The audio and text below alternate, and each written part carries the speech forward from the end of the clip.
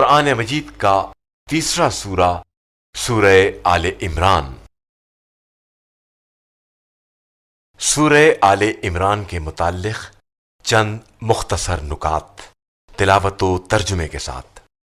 بسم اللہ الرحمن الرحیم۔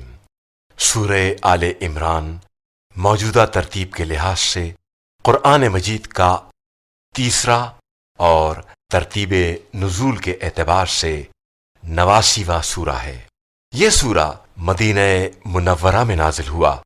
چونکہ اس سورہ کی آیت نمبر 33 میں آل عمران کا تذکرہ ہے، اس لیے اسے سورہ آل عمران کہا جاتا ہے۔ اور حضرت عمران جو کہ حضرت مریم کے والد تھے، ان کی نسل کو آل عمران کہا جاتا ہے۔ آیت نمبر 7 ائمہ اطہار علیہم السلام کے بارے میں نازل ہوئی ہے۔ امام جعفر صادق علیہ السلام فرماتے ہیں، ہم ہی راسخن فی العلم ہیں اور ہم ہی اس کی تاویل کو جانتے ہیں۔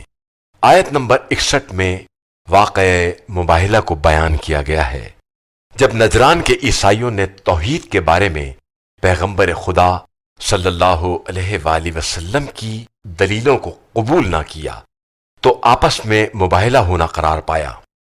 مباہلے کے لیے رسول خدا صلی اللہ علیہ وآلہ وسلم، حضرت علی علیہ السلام، حضرت فاطمہ علیہ السلام، حضرت امام حسن علیہ السلام اور حضرت امام حسین علیہ السلام کو لے کر نکلے۔ جب ان ذوات مقدسہ کو دیکھا تو نجران کے عیسائیوں نے مباہلے سے انکار کیا اور وہ جزیہ دینے پر آمادہ ہوئے۔ آیت نمبر 97 میں اللہ نے صاحب استطاعت پر حج کو واجب قرار دیا ہے۔ حج کو اللہ نے علی الناس یعنی تمام لوگوں پر واجب قرار دے کر اسے سارے عالم انسانیت کے لیے فرض قرار دیا ہے۔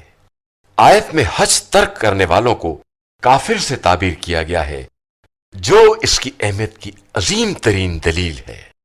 جب اس سورے کی آیت نمبر 103 نازل ہوئی تو ایک اعرابی نے آ کر کہا، یا رسول اللہ صلی اللہ علیہ وآلہ وسلم، اللہ کی رسی کون سی ہے؟ رسول خدا صلی اللہ علیہ وآلہ وسلم نے اپنا ہاتھ علی علیہ السلام کے ہاتھ میں رکھا اور فرمایا، اس شخص سے تمسک کرو، یہ حبل اللہ ہے۔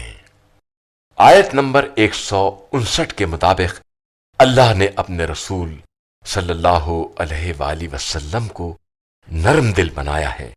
اگر آپ صلی اللہ علیہ وآلہ وسلم سخت مزاج ہوتے تو لوگ آپ صلی اللہ علیہ وآلہ وسلم کے قریب آنے سے کتراتے اور دین اسلام کی تبلیغ میں وہ کامیابی نہ ملتی جو آپ صلی اللہ علیہ وآلہ وسلم کے حسن اخلاق اور نرم دلی کی وجہ سے ملی ہے، جس کی واضح مثال فتح مکہ کے دن عام معافی کا اعلان ہے۔